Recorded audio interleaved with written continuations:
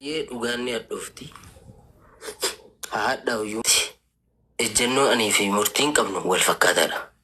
Kana jechuun adeemsi obboleessi keenya Abdii Raggaasaa gara amantii Islaamaatti dhufuu isaatiin akka obboleessa Islaamaa tokkootti ni gammanna hundi keenya iyyuu yaa. Garuu adeemsi inni deemuu fi kallattiin ittiin deemu akkaataa inni itti dubbatu akkaataa inni itti daawaa godhu irratti waliin gallu. Kaan isa deeggara kaan nuti immoo an akka kootti ani isan deeggaru sirrii miti kallattiin isaa daandiin isaa sirrii miti jedhee tana mana murtiinis ejjennoo akkasii qaba ture. So abdiin karaa sirriirra hin jiru. Namoonni amantii Islaamaa keessatti beekumsa qaban ilmii kana qaraan hadiisa beekan quraana beekan haa dubbatanii daawaa haa godhanii ejjennoo jedhuun gadi baane miidiyaa hawaasaa irratti. Sababni nuti gadi baanee fi sababa abdiin ajandaa waa'ee amantii kana miidiyaa irratti fideefi malee suusii ajandaa hin qabnu. Beekamtiis feemasummaas yoo ta'e har'a abdiidhaan miti kan argannu. Laayikiiniif koomentiin biyya keessatti akka hin gurguramne maallaqatti akka hin jijjiiramne hundi keessan ni beektu. Warri biyyaan baa jirtan warri biyya keessa jirtan sirriitti beektu jechuudha. San irratti viidiyoon hojjete irratti yaada kennine. Yaadni nuti kennine wal fakkaata. Boodarra garuu karaa murtiin deemaa ture naan taane na. An daboo waan madhees miti daboo deemes miti. Guuza namni na yaammatee miti guuza namaaf deemes miti. Of ta'een yaada natti fakkaatu dhiyeesse. Akkamittan dhiyeesse? An Aleeks Taayyee kaleessa maatii kootii waliin obbolaa kootii waliin firoota kootii waliin hordofaa amantii ortodoksiin ture. Ortodoksii keessaa sanbat tamaarii kan takkaa guyyaa tokko bataskaana ooleen beeku. Sigale gaafa umriin kiyya guddataa dhufu barreeffama wayii barreesseen ture feesbuuk irratti warri argitan tajaajiluu dandeessu. Akkuma umriin kee dabalaa deemuun sammuun kee gaafataa ta'aa deema. Ani immoo umrii xiqqummaa kiyyarraa gaaffiin gaafadha. Kun akkamitti akkas ta'e kun akkamitti akkas ta'e waa hunda keessa galuun barbaadu namoota dhimmi sun ilaallatu gaafachuun jalqabe deebii gahaan arganne. Naannawa keenya musliimatottu baay'inaan jiru waan ta'eef sheekota ulamoota gurguddoo gaafachuun jalqabe. Akkasii islaamummaan akkana wal bira qabu jechuudha. Wal madaalchiseetan kan naa ta'e islaamummaan naa ta'ee jaaladhee filadhee gara islaamummaatti dhufe. Gaafan islaamummaatti dhufu ani akka har'aa kana faashina amma bahee kana tiiktook irratti dhufee imoo irratti deemee miti kanan shaadaa qabadhe. Of agarsiisee miti. Giiftii fudhadhee miti. Dhoksaadhaan maatiin kiyya osoo hin beekin namni safaraa osoo hin beekin deemee tan shaadaa qabadhe dhoksaadhaanan sagadaa turen. Abbaa kiyya waan an kabajuuf waan an sodaadhuuf. So akkaataa nuti itti gara islaamummaatti dhufnee fi akki amma jiru kun sirrii miti. Sirraa'uu qabaa. Boru namni amantii islaamaa yoo xiqqeesse yoo arrabse dura dhaabbachuudhaaf illee karaan qabnuuti. Karaan kun sirraa'uu qabaa. Warri nurra beektan gorsaa jenneet dura dhaabbanna. Osuma nu wajjin deemuu murtiin karaarraa maqe. Karaarraa gaafa maqu nuti amantii islaamummaa jaaladhee filadhee itti dhufe waan ta'eef gaafatu qabnu na dhukkuba. Hanga duriyyee ta'ullee hanga fedhe islaamummaa irratti hojjechuu baadhullee daawaa gochuu baadhullee islaamummaan gaafatu qabnu arguun fedhu jechuudha.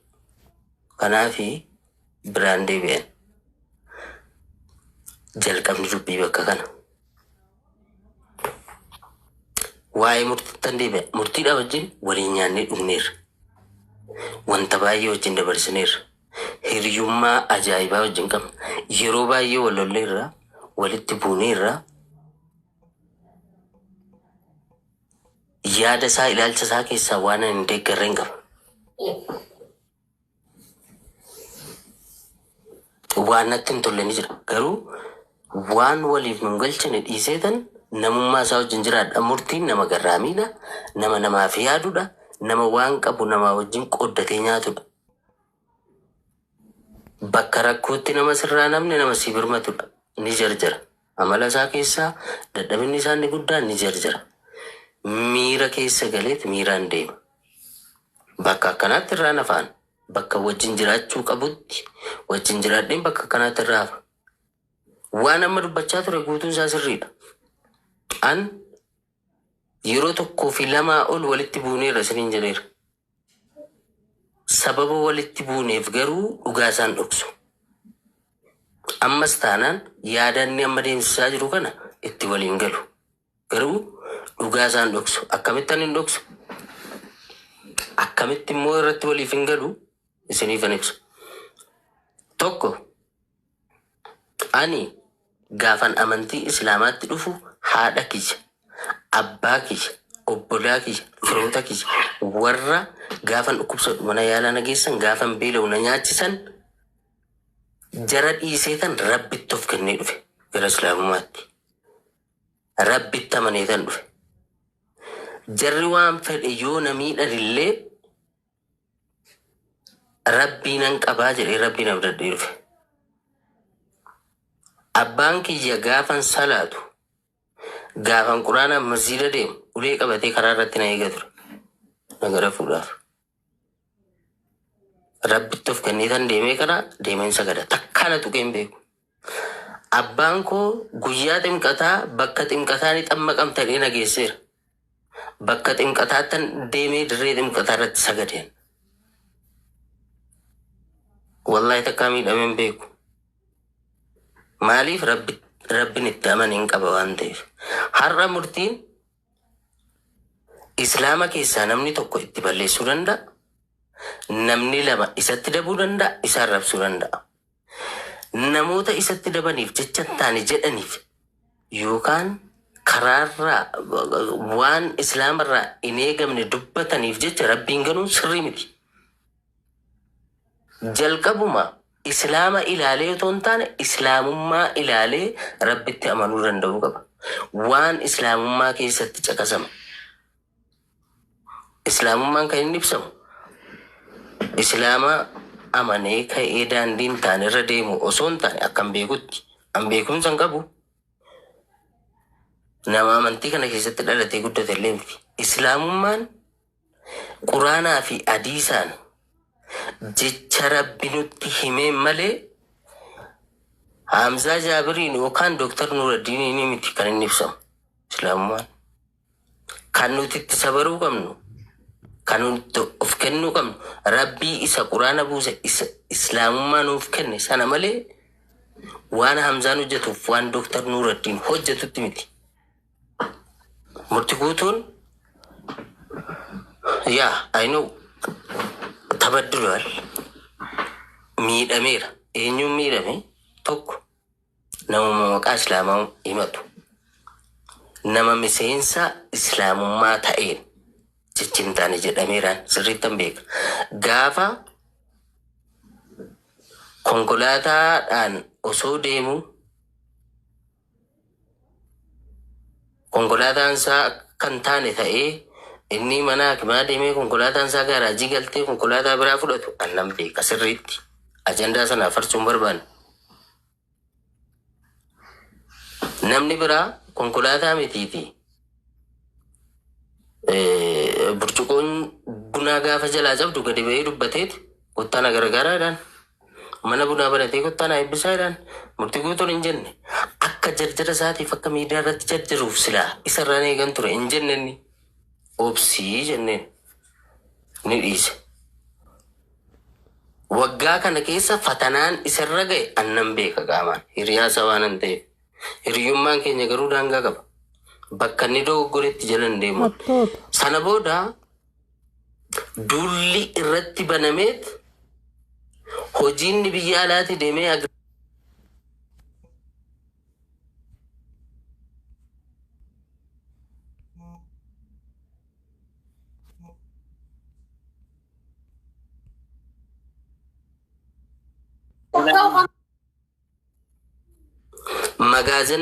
Magaazina inni asii kireeffate jalaa cufsiifame. Hin dubbadne inni waan gan.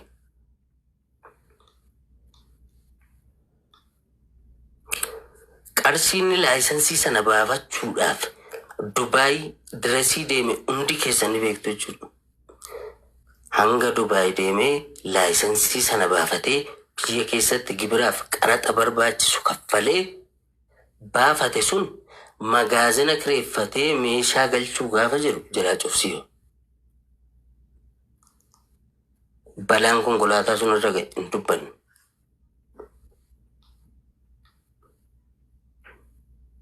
Qarshii gamaas gamanaas maalis hiriyoota isaarraas namas jaallatanurraas fudhatee namni kaleessa konkolaataadhaan deemuu isaa beeku sun har'a gaafa inni lafa deemu arguu waan hin barbaanneef konkolaataa biraa fudhatee liqeeffatees ganaa liqii kaffaluufis jiraachuu mala. I don't know. Konkolaataadhaan deemaa jira. Osoo inni akkasiin jiraatu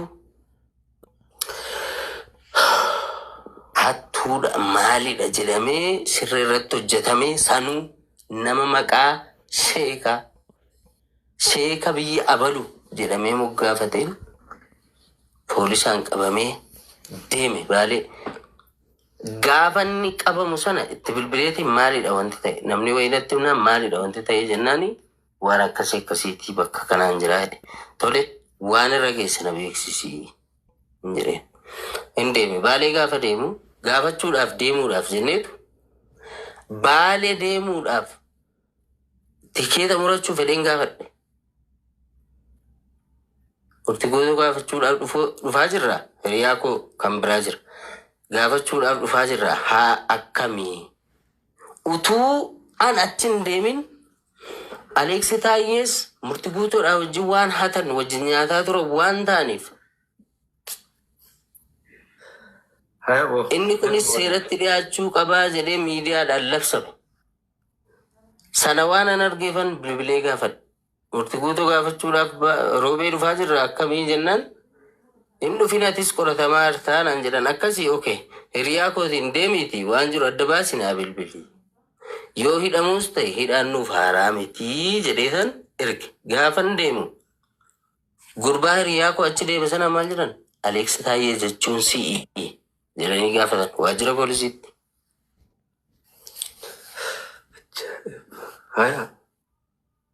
Sana booda erga akkas ta'e at least an ala taa'ee namni kun nama hin qabu nama isatti duulu malee nama isaaf sagalee taa'aa jiru hin jiru.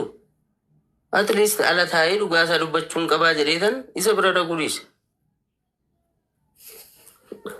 Isa bira dhaquu dhiisnaan an dhaqee qabamuu dhiisnaan kiyyoo jaraa keessa galuu dhiisnaan sheekni roobee maal jedhee maxxanse. Aleeksi Taayyee namni jedhamu kun maqaa koo balleesseera gadi ba'ee dhiifama nan gaafatu taanaan Finfinnee dhufeeti beeki Boolee taa'e dhufee dhiifama nan gaafatu taanaan seeraan akkanaa gaafatamu. Kabajaan hin gaafadhaa jedhee maxxanse Facebook irratti iskiriinshootii isaa isinii fiduu nan danda'a. Akkasii erga akkas ta'e murtii guutuu kan qabee jiru seera. Yakka inni hojjeteen kan gaafachuu danda'u seera malee sheekni roobee gadi ba'ee bakka mana murtiitiif abbaa langaa bu'ee maqa balleessiidhaa fi ibsa irratti kennuu hin danda'u warra qaama seeraa bakka bu'ee jecha hin taane isaaf jedhu kun seeraan gaafatamuu qabaa jedhee dubbii gaafan itti garagalchuu na dhiisan. Sigalee gaafa hidhaadhaa ba'u dubbii gabaabaa qabxiin ijoo koo maali? Dubbii gabaabaa murtiin akka fedhetti isaa ba'u. Gaafa sanas maalan jedhan murtii ati qulqulluus ta'e yakkas qabaadhu rabbi si habaasu hojii keeti jireetan biraa deebi'e. Ni dhufee gaafa ba'u Adaamaadha an mana isaa bulee hin beekaan. At least guyyaa 3 guyyaa 4 mana isaa bulee hin beeka. Akka inni itti ijaare hin beeka mana isaa. Mani sun jalaa diigame natti bilbileeti. Aboon of jibbeen jira. Lafa kanarraa of balleessuun barbaadaa jira. waanan biyya kana keessaa qabu tokkittiin mana kana turte. Mana kana harmee kootiif waadaa galeetan ijaare. Ibsaa Finfinneedhaa Jibuutii deemutu irra ba'e jedhanii na jalaa diigaa jiru, safara guutuu diigaa jiru. Mana kana erga dhabee an abdii biraan qabu. An jireenyuma kanaan fedhu natti dhaayee jira. Eessa jirtaan jennaan Finfinneen jira. Akkanitti jiraadhu beekta. Boriitu na bira kottu. Dhuftee waan jiru ilaaluu qabdaa. Okay. Ani rakkoo akkasii keessan jira. Akkan maatii jiraachisu beekta. Maatii irraa yoon deeme haati koo agabuu bulti. Dhufu waan hin dandeenyeef waan jiru na beeksisi garuu ati tasgabbaadhu. Waan jarri jedhan godhi. Seeraaf bitame. Sanarra darbanii hawaasa waliin diigu taanaan manni sun sa'aatii sanatti waggaa 2 waggaa 3 dura yoo xiqqaate waggaa 2 dura birii miliyoona 1 wayii oliin ijaarame. An tilmaama isaa beekuus baadhu. So yoo waan jarri godhi jedhan hawaasa waliin kan kee qofa taanaan rakkoon qabu. Ajandaa miidiyaa goona. Yoo hawaasa waliin ta'e garuu duran dhaabbatiin haa diiganii. Waan hawaasni ta'e waliin taata.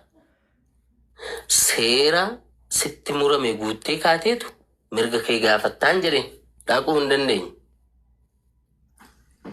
Jireenya dhuunfaa kootiitu na dhorke. Ani itti gaafatamaa maatiiti. Obbolaa 2 barsiisa. Haadha koon jiraachisa. Kanaafi deemuu hin dandeenye yaa akka hiriyaatti bira dhaabbachuu hin qaba. Bira deemuu hin qaban ture. Yoo hin deemes furmaata biraan qabu fedheen dhiisee sana booda manni sun jalaa diigame. Takka namni akka murti guutuu ajandaa miidiyaa jala deemu hin jiru. Waa'ee dhuunfaa isaa garuu manatu na jalaa diigame. Kanan miidhame jedhee uummata keessaa dhalate. Warra Harargeettis ta'ee warra miidiyaatti dubbatee hin beeku. I appreciate him. Bu'aa amma kana nama ajandaa barbaadu ta'ee rakkina isaa gadi ba'ee dubbachuu isaa eegaan ture hin dubbanne garuu. Namni kana hubateef hin jiru. Yaa dhibbaa dhibbatti waliin galaa miidhameera. Gara baay'eedhaan miidhameera. Gaafa miidhamu kana osoo gadi ba'ee miidhama isaa dubbate har'a kan itti duulu warruma obboloota isaa warra wajjin dhalatan warruma amantii tokko wajjin qaban nan beeka. Kanaaf dhiise. Anis dhiise hin dubbatini wanta hin jedheef kanaaf. Garuu waan tokko irratti waliin galu. An rabbittan amane taanaan dantaan dhala namaan qabu. Si galee murtiin akka hiriyaatti dogoggora tokko nitti hima. An namni islaamummaa keessaa dhufe yookaan miseensa islaamaa ta'e tokko sababanni arrabaan na miidheef, sababanni natti dabeef, sababanni natti balleesseef wallaahi jireenya hundan dhaba malee rabbii hojii waliin dhabu. Dogoggorri isaa inni guddaan isa kana. Alex, hedduu galatoomii. Dhiifama sagantaan dheeressi natti hin beekamne sorry. Laali asirratti osoo nama tokkoon kanneen